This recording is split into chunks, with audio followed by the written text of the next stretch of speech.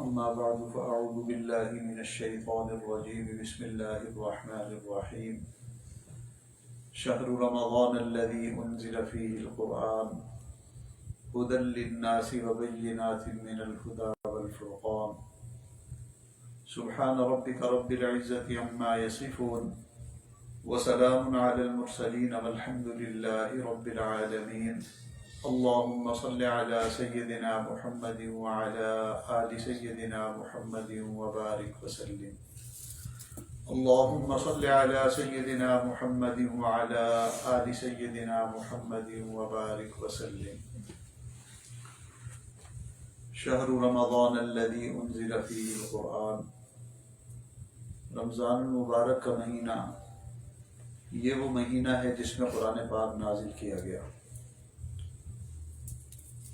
علماء نے لکھا ہے کہ جتنی بھی آسمانی کتابیں نازل ہوئی وہ سب کی سب رمضان المبارک میں نازل ہوئی، تو رمضان المبارک کو اللہ رب العزت کے کلام کے ساتھ ایک خاص مناسبت حاصل ہے۔ تو قرآن مجید فرقان حمید یہ اللہ رب العزت کا کلام ہے، جس کے بارے میں نبی علیہ الصلوۃ والسلام نے ارشاد فرمایا تبرک بالقرآن فإنہ کلام اللہ وخرج منہ، کہ تم قرآن سے برکت حاصل کیا کرو اس لیے کہ اللہ رب العزت کا کلام ہے، اللہ تعالیٰ سے صادر ہوا ہے۔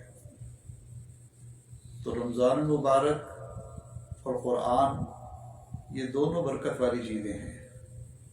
حدیث مبارکہ میں آتا ہے الصیام والقرآن یشفعان یوم القیامہ، کہ قرآن اور رمضان یہ دونوں قیامت کے دن اللہ تعالیٰ کے ہاں سفارش کریں گے۔ تو روزہ بھی سفارش کرے گا اور قرآن بھی سفارش کرے گا، اور اللہ تعالیٰ اس کی سفارش کو قبول فرما کر اپنے بندوں کی مغفرت فرمائیں گے۔ اس قرآن پاک کو اللہ تعالیٰ نے کتاب ہدایت بنایا۔ اس میں شروع دن سے ہمیں جو ابتدا ہے حق اور باطل کی تاریخ کی وہ بتا دی گئی کہ اللہ رب العزت نے آدم علیہ السلام کو پیدا کیا، اور آدم علیہ السلام کو پیدا کرنے کے بعد اللہ تعالیٰ نے حکم دیا اسجدوا لآدم، کہ تم آدم علیہ السلام کو سجدہ کرو۔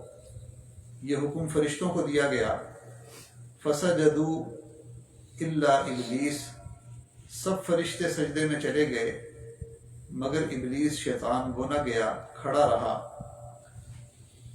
ابا واستکبر وکان من الکافرین، اس نے انکار کیا، تکبر کیا اور کافروں میں سے ہو گیا۔ اللہ رب العزت نے اس سے پوچھا ما منعک الا تسجد، تمہیں کس چیز نے سجدے سے روکا؟ تو کہنے لگا انا خیر من، میں آدم سے بہتر ہوں۔ تو چونکہ میں بہتر ہوں، میں آگ سے بنا ہوں، میری تخلیق آگ سے ہوئی، اسے آپ نے مٹی سے بنایا۔ خلقتنی من نار وخلقتہ من طین، کہ آپ نے مجھے آگ سے پیدا کیا، آدم علیہ السلام کو آپ نے مٹی سے پیدا کیا، لہٰذا میں اس سے بہتر ہوں، تو بہتر ہونے کی وجہ سے میں کیوں سجدہ کروں؟ اللہ رب العزت کو غصہ آیا۔ اللہ تعالیٰ نے فرمایا فاخرج منہا فإنک رجیم، کہ دفعہ دور ہو جا، تو آج کے بعد مردود ہے۔ اب جب اس کو اللہ تعالیٰ نے اپنی رحمت سے دور کر دیا، اپنے دربار سے دھکا دے دیا، تو اس کا غیظ و غضب اور بڑھ گیا۔ اس کے دل میں آدم علیہ السلام کے بارے میں حسد اور بڑھ گیا، دشمنی اور بڑھ گئی۔ تاہم اس موقع پر اس نے اللہ تعالیٰ سے ایک مہلت مانگی، رب انظرنی الی یوم یبعثون، کہ اے میرے رب مجھے قیامت تک کے لیے مہلت عطا فرما۔ قال انک من المنظرین، اللہ تعالیٰ فرماتے ہیں کہ تجھے مہلت دے دی گئی۔ چنانچہ اللہ نے اس کو جب مہلت عطا فرما دی تو کہنے لگا فبعزتک لأغوینہم اجمعین، اب میں آپ کی عزت کی قسم کھا کر ہوں کہ میں آدم علیہ السلام کی اولاد کے جتنے بھی افراد ہیں ان سب کو ماروں گا، ان سب کو راستے سے بھٹکاؤں گا۔ اللہ رب العزت نے فرمایا کہ ٹھیک ہے، تم اگر ان کو بھٹکاؤ گے تو یہ جب بھی اپنے گناہوں پر نادم اور شرمندہ ہو کر میری طرف رجوع کریں گے، مجھ سے معافی مانگیں گے، تو مجھے بھی اپنی عزت اور جلال کی قسم، فبعزتی وجلالی، اس نے ایک قسم کھائی، اللہ نے دو قسمیں کھا کر فرمایا کہ جب بھی اپنے گناہوں پر نادم اور شرمندہ ہو کر مجھ سے توبہ کریں گے میں ان کے گناہوں کو معاف فرما دوں۔ تو یہ شیطان اور اولاد آدم کی دشمنی یہ اول دن سے چلی آ رہی ہے۔ یہ حق اور باطل کا جو معرکہ ہے اس کا نقطہ آغاز تھا، جس کے بارے میں قرآن پاک میں بتا دیا گیا۔ چنانچہ جو اللہ رب العزت کے احکامات کے مطابق اور اللہ تعالیٰ کے پیغمبر علیہ الصلوۃ والسلام کے مطابق زندگی گزارے گا وہ حق کی نمائندگی کرنے والا ہوگا، اور جو شیطان کے بہکاوے میں آ کر گناہ کی زندگی، نفسانیت کی زندگی گزارے گا تو وہ باطل کا اعلی کار بنے گا۔ اس لیے انسان کو چاہیے کہ وہ اپنے آپ کو حق کی جانب راغب رکھے، اللہ تعالیٰ کے حکموں کے مطابق زندگی گزارنے کی کوشش کرے اور سنتوں کے مطابق زندگی گزارنے کی کوشش کرے۔ تو اللہ رب العزت نے شیطان کو کچھ طاقتیں بھی عطا فرمائی۔ مثلا شیطان انسان کو دیکھ سکتا ہے، انسان اس کو دیکھ نہیں سکتا۔ شیطان کو نیند کی بھی ضرورت نہیں، اس کو کھانے پینے کی بھی اتنی حاجت نہیں، اس کے پاس اور بھی بہت سی قوتیں۔ اب بظاہر ان دونوں کا جو مقابلہ تھا وہ اس میں ایسا محسوس ہوتا تھا کہ انسان یہ کمزور ہے اور شیطان غالب اور طاقت والا ہے۔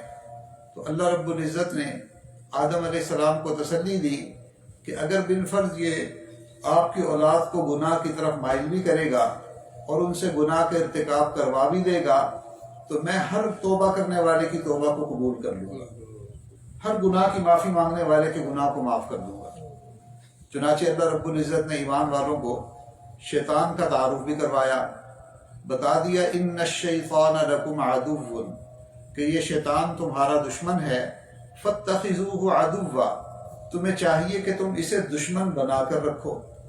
یعنی یہ ایسا دشمن ہے جو کبھی رشوت قبول نہیں کرتا، یہ چاپلوسی سفارش قبول نہیں کرتا، اس نے ہر حال میں دشمنی کرنی ہے، اس نے ہر حال میں بندے کو بہکانا ہے، اس نے ہر حال میں ہمارے خلاف پلاننگ کرنی ہے۔ تو اس لیے اللہ رب العزت نے یہ بھی بتایا کہ دشمن ہے، اور ساتھ ہی یہ بھی بتا دیا فاتخذوہ عدوا، کہ تم نے اس کو دشمن بنا کر رکھنا ہے، تم نے اس سے الرٹ رہنا ہے، اس کے بارے میں کبھی تمہیں اطمینان نہ ہونے پائے کہ شاید یہ تمہیں معاف کر دے گا، شاید یہ تمہارے خلاف ہتھ کنڈے اختیار کرنا چھوڑ دے گا، یہ تدبیریں نہیں کرے گا، یہ تمہیں وساوس میں مبتلا نہیں کرے گا۔ تمہیں مرتے دم تک اس سے چکنا رہنا ہے، اس سے الرٹ رہنا ہے۔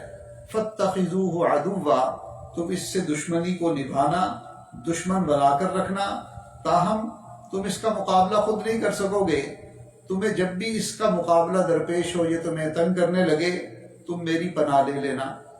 اب اللہ تعالیٰ نے اس کے لیے ایک تعوذ عطا فرمایا کہ تم ان ناموں کے ساتھ جب مجھے میرے ذاتی نام کے ساتھ میری پناہ میں آؤ گے تو میں تمہیں شیطان کے ہتھ کنڈوں سے محفوظ کر دوں گا۔ چنانچہ اللہ تعالیٰ نے ہمیں جو تعوذ عطا کیا وہ اعوذ باللہ من الشیطان الرجیم۔ دیکھیں اس میں اللہ تعالیٰ نے اپنے ذاتی نام کو استعمال کیا۔ وجہ کیا تھی؟ کہ شیطان اللہ تعالیٰ کا بھی ذاتی دشمن ہے اور اللہ کے بندوں کا بھی دشمن ہے۔ تو ذاتی دشمن سے حفاظت کے لیے اللہ تعالیٰ نے صفاتی نام استعمال نہیں فرمایا بلکہ ذاتی نام عطا کیا۔ اگر ہم بسم اللہ پڑھتے ہیں تو بسم اللہ میں اللہ تعالیٰ کا ذاتی نام بھی ہے اور دو صفاتی نام بھی ہیں۔ بسم اللہ الرحمن الرحیم، اس میں الرحمن الرحیم یہ اللہ تعالیٰ کے دو صفاتی نام بھی ہیں۔ لیکن جب اللہ تعالیٰ نے اپنے بندوں کو شیطان سے بچانے کے لیے جو تعوذ عطا کیا تو اس میں اللہ تعالیٰ نے کسی صفاتی نام کو استعمال نہیں کیا بلکہ اپنا پرسنل نام، اپنا ذاتی نام اللہ عطا کیا کہ تم اس نام کی پناہ میں آ جاؤ گے، اللہ تعالیٰ تمہاری شیطان سے حفاظت فرمائیں گے۔ یہ ایسے ہی ہے کہ کوئی بندہ دشمن میں گھرا ہوا ہو، کمزور ہو، دشمن کا مقابلہ کرنے کی طاقت نہ پاتا ہو، تو ملک کی کوئی بڑی وی وی آئی پی پرسنالٹی کوئی بڑا عہدیدار، کوئی حاکم اس کو اپنا پرسنل نمبر دے اور کہے کہ تمہیں پریشان ہونے کی ضرورت نہیں، تمہیں گھبرانے کی ضرورت نہیں، تمہیں جب بھی میری ضرورت پڑے میرے اس پرسنل نمبر پر ڈائل کرو گے فوراً رابطہ ہو جائے گا، تو جیسے وہ اپنا ذاتی نمبر کسی بندے کو دے کر اسے مطمئن کرتا ہے، اللہ رب العزت نے بھی تعوذ کے ذریعے اپنا ذاتی نام عطا فرما دیا کہ میرے بندوں شیطان سے گھبرانے کی ضرورت نہیں، ہاں جب اس کے وساوس تمہیں تنگ کریں تو تم میرے اس نام کی پناہ میں آ جانا، یعنی اللہ اللہ اللہ، یہ اللہ کا ذکر کرو گے، اللہ رب العزت سے شیطان کی پناہ مانگو گے تو اللہ تعالیٰ تمہیں پناہ عطا فرما دیں۔ تو دیکھیں اللہ تعالیٰ بہت کریم پروردگار ہیں، اللہ تعالیٰ ہمارے مالک خالق ہیں، محبوب حقیقی ہیں۔ اللہ تعالیٰ نے اپنے بندوں کو دنیا میں ثواب کے لیے پیدا کیا، عذاب کے لیے پیدا نہیں کیا۔ اللہ تعالیٰ نے اگر شیطان کو اس کا مقابلہ کرنے کے لیے بھیجا بھی صحیح، تو شیطان سے تحفظ دینے کے لیے اللہ تعالیٰ نے ذاتی جو ہے اپنا نام بھی عطا فرما دیا، تحفظ بھی عطا فرما دیا۔ ایک سوال اور بھی ذہن میں آتا ہے کہ بھئی جب شیطان کا کام ہی انسان کو بہکانا ہے، یہ انسان کا دشمن ہے، تو آخر اس کے پیدا کرنے میں حکمت کیا تھی؟ اللہ تعالیٰ ہی حقیقت جانتے ہیں کہ اصل حکمت کیا تھی۔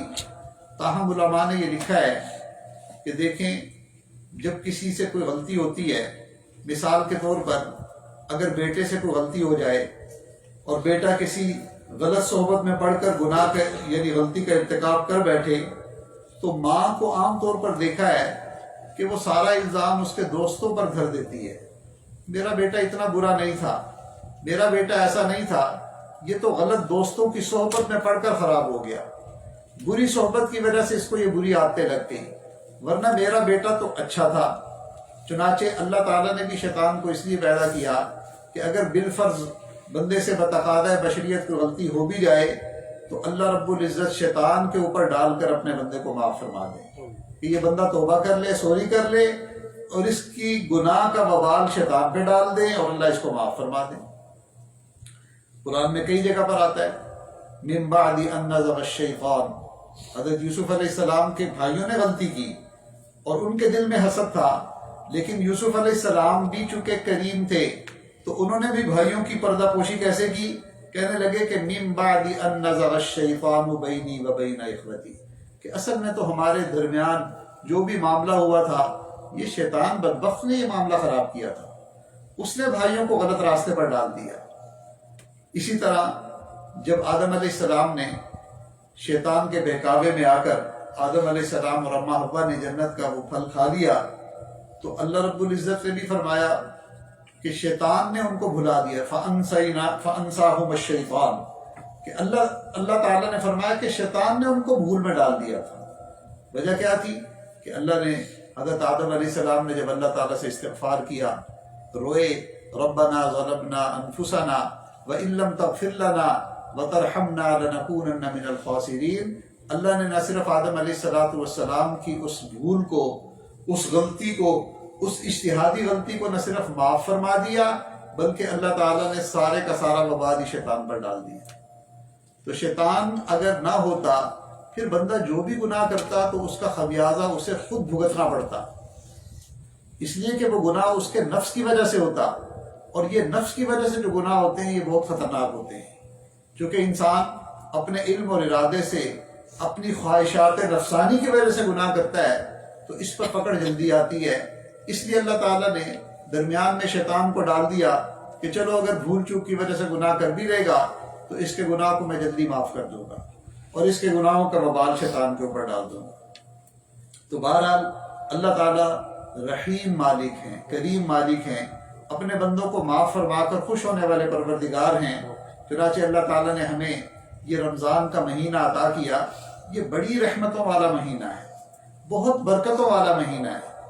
حضرت علی رضی اللہ تعالیٰ عنہ فرمایا کرتے تھے کہ اگر اللہ تعالیٰ نے امت محمدیہ کی مغفرت نہ کرنی ہوتی تو اسے رمضان کا مہینہ ہی عطا نہ کرتے، اس لیے کہ اس مہینے میں اللہ تعالیٰ نے اپنے بندوں کی مغفرت کے مختلف بہانے بنا دیے۔ ایسا لگتا ہے کہ اس مہینے میں مغفرت بندوں کی تلاش میں رہتی ہے، بندوں کو تلاش کرتی ہے کہ کوئی موقع ہو اور اس کی مغفرت کر دی جائے، یہ معافی مانگ لے، یہ توبہ کر لے، یہ فلاں عمل کر لے، مغفرت اس کو ڈھانپ لے، اس کے گناہوں کو معاف فرما دے۔ چنانچہ یہ آئندہ جو افطار سے پہلے کی کچھ مجالس ہیں، اس میں چند ایسی باتوں کو، چند ایسی چیزوں کو بتایا جائے گا کہ جن کو رمضان میں خاص طور پر اللہ تعالیٰ نے اپنے بندوں کی مغفرت کے بہانے بنا دیے۔ ان کے ذریعے سے اپنے بندوں کی مغفرت کرنی تھی، تو بطور بہانہ اللہ تعالیٰ نے ان کو رمضان کا حصہ بنا دیا۔ ایک مثال سے شاید آپ کو بات زیادہ اچھی طرح سمجھ میں آ جائے۔ ایک گاؤں کا، دیہات کا بندہ تھا، تو وہ پہلی مرتبہ شہر میں چلا گیا میلہ دیکھنے کے لیے۔ تو وہاں جب وہ گیا تو کسی نے اس کے پیسے جیب سے چرا لیے، اس کی جیب کاٹ لی۔ اب اسے بڑا دکھ ہوا، وہ بھول گیا کہ میلے میں کیا تھا اور کیا نہیں تھا، بڑا پریشان واپس آیا۔ اب گاؤں کے لوگ تجسس کی وجہ سے، شوق کی وجہ سے اس سے پوچھنے لگے، بتاؤ بھائی تم شہر گئے تھے، تم نے وہاں پر میلہ دیکھا، وہ میلہ کیسے تھا؟ تو کہنے لگا میلہ ویلہ تو سب بہانہ تھا، مجھے تو لگتا ہے کہ وہ میلہ میری جیب کاٹنے کے لیے سجایا گیا تھا۔ اب جیسے اس بندے کو پریشانی کی وجہ سے یہ محسوس ہوا کہ میلہ تو بہانہ تھا، اصل میں تو میری جیب کاٹنی تھی، اس لیے وہ میلہ سجایا گیا تھا۔ بعین ہی رمضان المبارک کے اعمال کو اگر دیکھا جائے، رمضان میں اللہ تعالیٰ کی مغفرت کو اگر دیکھا جائے، تو انسان اس نتیجے پر پہنچتا ہے کہ یہ رمضان کا میلہ اللہ تعالیٰ نے مغفرت کے لیے سجایا تھا۔ اصل میں اللہ میرے گناہ معاف کرنا چاہتے تھے، اللہ تعالیٰ مجھے گناہوں سے پاک کرنا چاہتے تھے، تو بہانہ بنا دیا، اللہ تعالیٰ نے یہ میلہ سجا دیا رمضان کا۔ اس لیے اس کو شہر غفران بھی کہا گیا کہ یہ وہ مہینہ ہے جو مغفرت کا مہینہ ہے۔ اب اس میں اللہ تعالیٰ نے اپنے بندوں کی مغفرت کے کیا کیا بہانے بنائے، تو ہم وقت کے اعتبار سے افطار سے پہلے چونکہ تھوڑا سا وقت ہوتا ہے، تو کبھی ایک کبھی دو چیزیں آپ کو بتا دیں گے۔ دیکھیں، سب سے پہلے حدیث مبارکہ میں آتا ہے کہ جب رمضان کا چاند نظر آتا ہے تو اللہ تعالیٰ فرشتوں کو بھیجتے ہیں اور جتنے سرکشیاتی ہیں ان کو قید کروا دیتے ہیں کہ تم ان کو قید کر دو، اس لیے کہ یہ میرے بندوں کا دشمن ہے، یہ ان کو برگلاتا ہے، بہکاتا ہے، ان کی دشمنی پر تلا ہوا ہے، ان کو قید کر دو تاکہ اس کی دشمنی سے مامون اور محفوظ ہو جائیں، اور جب اس کی دشمنی سے مامون ہو کر یہ عبادت کریں گے، روزے رکھیں گے، تو ان کو بھیکانے والا نہیں ہوگا، پریشان کرنے والا نہیں ہوگا، یہ اطمینان سے روزے رکھیں گے، اطمینان سے عبادت کریں گے، اطمینان سے قرآن پاک کی تلاوت کریں گے۔ تو اللہ تعالیٰ نے شیطان سے بندوں کی حفاظت فرمائی۔ یہ کتنا بڑا بہانہ ہے کہ ہمارا جو ازلی دشمن تھا، جو اصل دشمن تھا، اللہ تعالیٰ نے اس کے ہتھ کنڈوں سے ہمیں بچا دیا، اس کو قید کروا دیا۔ دوستی دوست کے کام آتا ہے۔ اللہ ولی الذین آمنوا، اللہ ایمان والوں کے دوست تھے نا، تو دوستی کا حق تو ادا کرنا ہی تھا۔ جب کوئی دوست کسی دشمن سے میں گھر جائے تو دوست بچانے کے لیے آتا ہے، تو وہ کیا کرتا ہے کہ دوست کے دشمن کا ہاتھ پکڑ لیتا ہے کہ لو اس کے ہاتھ میں نے پکڑ لیا، اب تم اس کو مارو۔ اللہ تعالیٰ نے بھی گویا شیطان کو قید کروا کر اس کے ہاتھوں کو پکڑ لیا اور ایمان والوں کو کہا کہ اب تم اس سے اپنے پرانے بدلے چکاؤ، تم توبہ کرو گے اس کو تکلیف ہوگی، تم ذکر کرو گے اس کو تکلیف ہوگی، تم نماز پڑھو گے اس کو تکلیف ہوگی۔ تو اللہ نے گویا شیطان کا ہاتھ پکڑ لیا اور ایمان والوں کو کھلی چھوٹ دی کہ خوب جی بھر کر ذکر کرو، خوب جی بھر کر عبادت کرو، خوب جی بھر کر اپنے اللہ کو راضی کرو۔ تو دیکھیں اللہ تعالیٰ نے اپنے بندوں کی مغفرت کا کتنا اچھا بہانہ بنایا۔ اس کو کہتے ہیں کرنی تھی مغفرت تو بہانے بنا دیے، جنت میں مومنوں کے ٹھکانے بنا دیے۔ پھر دوسرا بہانہ کیا بنایا اللہ تعالیٰ نے کہ اپنے محبوب صلی اللہ علیہ وسلم کے ذریعے سے اللہ تعالیٰ نے یہ اطلاع دے دی، بتا دیا کہ جب روزے دار روزہ رکھنے کے بعد افطار کا وقت ہوتا ہے تو افطار کے وقت میں روزے دار کی دعا کو قبول کر لیا جاتا ہے۔ اللہ اکبر کبیرہ۔ اس کی مثال یوں سمجھ لیں کہ ہمارے گھر میں، ایک عام بندے کے گھر میں اگر کوئی الیکٹریشین آتا ہے، کوئی پلمبر آتا ہے، تو ہم عام طور پر اس سے پہلے پوچھتے ہیں بتاؤ بھائی کیا لوگے؟ یہ پوچھتے اس لیے ہیں کہ بھئی اگر اس نے ضرورت سے زیادہ ہائی ریٹ بتا دیا، کچھ زیادہ قیمت بتا دی، پتہ نہیں میں پے کر سکوں گا کہ نہیں کر سکوں گا، ہم اس سے پوچھتے ہیں۔ لیکن کچھ لوگ ہوتے ہیں جن کو اللہ تعالیٰ نے کھلا رزق دیا ہوتا ہے، وہ مالدار ہوتے ہیں، وہ عام طور پر ان کے ہاں روٹین یہی ہوتی ہے کہ وہ آنے والوں سے یہ نہیں پوچھتے کہ کیا لوگ ہیں، وہ کہتے ہیں بھئی کام کر لو، کام تسلی کا کرنا، اور ہم تمہاری خوشی کے مطابق معاوضہ تمہاری مرضی کا دیں گے۔ تو وہ اپنی مرضی جو ہے کے مطابق، اپنی شان کے مطابق دیتے ہیں۔ تو اللہ رب العزت نے بھی یہی معاملہ بنایا کہ میرے بندوں، روزہ رکھنا تمہارا کام ہے، روزے کو اخلاص سے رکھنا، آداب کی رعایت کے ساتھ رکھنا، یہ تمہارا کام ہے۔ افطار کے وقت جب تم دعا مانگو گے، ہم اپنی شان کے مطابق اس کا بدلہ عطا کر دیں گے۔ پہلے سے نہیں طے کیا کہ تمہیں اتنا دیں گے، اتنا دیں گے، اس لیے کہ طے کر کے کچھ دینا یہ چھوٹے پن کی علامت ہے۔ جب بڑے دیتے ہیں تو وہ طے نہیں کرتے بلکہ اپنی حیثیت اور شان کے مطابق دیتے ہیں۔ تو بتا دیا کہ میرے بندوں، افطار کے وقت دعا مانگو گے، جو مانگو گے وہ ہم تمہیں عطا کر دیں گے۔ پھر ایک افطار تو ہوتا نہیں، 30 دن ہوتے ہیں رمضان کے۔ تو یوں سمجھ لیں کہ اللہ رب العزت نے ہمیں 30 چیک دے دیے، بلینک چیک، کہ یہ بلینک چیک ہیں، تم نے افطار کے وقت میں اس میں لکھنا ہے، جو لکھو گے وہ ہم تمہیں پے آف کر دیں گے۔ اب آپ ذرا غور کیجیے، جو بندہ یہ کہے اللہ افطار کے وقت میں دعا مانگے اللہ مغفرت فرما دے، اللہ مغفرت فرما دے، اللہ مغفرت فرما دے، تو جس اللہ نے کہا ہے کہ میں دعا قبول کروں گا تو وہ مغفرت نہیں فرمائے گا؟ یہ کیسا مغفرت کا بہانہ بنا ہے؟ تو کرنی تھی مغفرت تو بہانے بنا دیے، مومنوں کے جنت میں ٹھکانے بنا دیے۔ اللہ تعالی ہمیں ان اوقات کی، ان ایام کی صحیح معنوں میں قدردانی کی توفیق عطا فرمائے۔ اب چونکہ افطار کا وقت بالکل قریب ہے تو ہم کچھ دیر دعا کر لیتے ہیں۔ الحمدللہ رب العالمین والعاقبۃ للمتقین والصلاة والسلام علی افضل الانبیاء والمرسلین یا اول الاولین یا آخر الآخرین یا راحم المساکین یا ارحم الراحمین یا ارحم الراحمین یا حی یا قیوم برحمتک نستغیث نستغفرک اللہم من جمیع الذنوب والخطایا ونتوب الیک لا ملجا ولا منجا ولا ملتجا منك الا الیک اللہم انک عفو تحب العفو فاعف عنا اللهم إنك عفو كريم تحب العفو فاعف عنا اللهم اغفر لنا وللمؤمنين والمؤمنات والمسلمين والمسلمات والأحياء منهم والأموات۔ اے مالک، ہم آپ کے عاجز اور مسکین بندے ہیں، آپ کے محبوب صلی اللہ علیہ وسلم کے امتی ہیں۔ اے کریم آقا، اپنی رحمت اور کرم کے ساتھ ہم سب کے تمام صغیرہ کبیرہ گناہوں کو معاف فرما۔ اے اللہ ہماری مغفرت فرما، اے اللہ ہماری مغفرت فرما، اے اللہ ہمارے گناہوں کو معاف فرما، رحمت کا معاملہ فرما، جو گناہ جان بوجھ کر کیے معاف فرما، جو انجانے میں کیے معاف فرما، اے اللہ جو گناہ تنہائیوں میں کیے معاف فرما، جو کھلم کھلا کیے معاف فرما۔ اے اللہ اپنی رحمت اور کرم کے ساتھ اے اللہ ہمیں ہمارے گناہوں کو نیکیوں سے تبدیل فرما، ہمارے رمضان المبارک کے اعمال کو قبول فرما، روزے کو قبول فرما، تراویح کو قبول فرما، قرآن پاک کی تلاوت کو قبول فرما، ہمارے ذکر اور عبادت کو قبول فرما۔ اے اللہ اپنی رحمت کے فیصلے فرما، کرم کا معاملہ فرما۔ اے میرے مالک، آپ کے محبوب صلی اللہ علیہ وسلم نے ہمیں آپ کی طرف سے یہ اطلاع دی کہ افطار کے وقت میں روزے دار کی دعا کو قبول کیا جاتا ہے۔ میرے مالک، آپ بھی سچے ہیں، آپ کے محبوب صلی اللہ علیہ وسلم بھی سچے ہیں۔ پروردگار عالم، ہم آپ کے فقیر ہیں، محتاج ہیں، اور ہماری زندگی گناہ سے بھری ہے۔ اے اللہ، ہم آپ سے اس قبولیت دعا کے وقت میں آپ کی رضا مانگتے ہیں، آپ کی مغفرت مانگتے ہیں، آپ کی عطا مانگتے ہیں۔ اے اللہ، آپ اپنی رحمت کا معاملہ فرما دیجیے، کرم کا معاملہ فرما دیجیے۔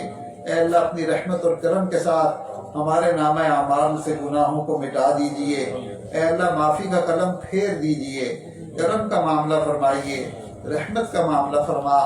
اے اللہ، ہمیں ہدایت عطا فرما، صراط مستقیم پر استقامت نصیب فرما۔ اے اللہ، ہمیں اپنے احکامات پر عمل کرنے کی توفیق عطا فرما۔ اے اللہ، ہمارے لیے یہ عزت کافی ہے کہ ہم آپ کے بندے ہیں، پروردگار عالم ہمارے لیے یہ فخر کافی ہے کہ آپ ہمارے پروردگار ہیں۔ اے اللہ جب آپ نے اپنی رحمت سے ہمیں اپنے بندوں میں شامل فرما لیا، اے کریم آقا ہمیں اپنی بندگی کا سلیقہ عطا فرما۔ اے اللہ صحیح معنوں میں بندہ بن کر زندگی گزارنے کی توفیق عطا فرما۔ اے اللہ اپنی رحمت کے فیصلے فرما، خیر کے فیصلے فرما۔ اے اللہ ہمیں دنیا کی نعمتیں بھی عطا فرما، آخرت کی نعمتیں بھی عطا فرما۔ اے اللہ اپنی رحمت اور کرم کے ساتھ جسمانی بیماریوں سے بھی ہماری حفاظت فرما، روحانی بیماریوں کو بھی ہم سے دور فرما۔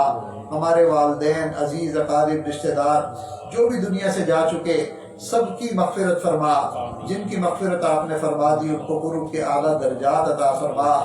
ربنا تقبل منا انك انت السميع العليم وتب علينا انك انت التواب الرحيم وصلى الله تعالى على خير خلقه سيدنا محمد وآله وأصحابه أجمعين برحمتك يا أرحم الراحمين۔